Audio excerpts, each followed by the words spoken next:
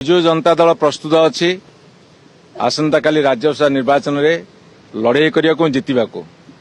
କିନ୍ତୁ ଏ ପରିସ୍ଥିତିରେ ମାନ୍ୟବର ଚିଫ୍ ହୁଇପ୍ ବିଜୁ ଜନତା ଦଳର ନୋଟିସ ସମସ୍ତଙ୍କୁ ଦେଇଥିଲେ 3 ଦିନ ଧରି ଉପସ୍ଥିତ ରହିବା ପାଇଁ। କିନ୍ତୁ 2 ଜଣ ମାନ୍ୟବର ବିଧାୟକ ବାଲିଗୁଡ଼ାର ବିଧାୟକ ଚକ୍ରମଣି କହଁର ଏବଂ ଆମର ଜୟଦେବର ବାଲିପାଟଣା ବିଧାୟକ ନବ ମଲ୍ଲିକ ଏ 2 ଜଣ ହୁଇପ୍ को मानि नाहांती कि आसी नाहांती।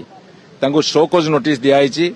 जदि सेमाने भाबुथांती जे आमे आसीबु नाही, आमे हुइप को मानिबु नाही, से मने रखिया उचित अतीतरे अनेक नजीर अछि सभ्यपद रब्द होइछि। भारतवर्ष अनेक नजीर अछि जदि हुइप को न मानिबे एवं आंटीपार्टी एक्टिविटीज करिवे ताहाले सभ्यपद रब्द हबो। ए कथा सेमाने जानि रखिया उचित। एवं द्वितीय कथा होउछि जेतेबेले भारतीय जनता पार्टी नंबर्स नाही, संख्या नाही, सेमाने अनैतिक उपाय अवलंबन करुछंती एवं गोटे राज्य रे जेतेबेले निर्वाचन होबाकू जाउची 2 जण विधायक को विभिन्न उपाय कोठी तांको हड़प करि नै रखिछंती एवं जहा सुना जाउची निजे मुख्यमंत्री तांको बासभवन रखिछंती। जदि ए कथा हेइताए ताले राज्य रे आईन श्रृंखला परिस्थिति नाही।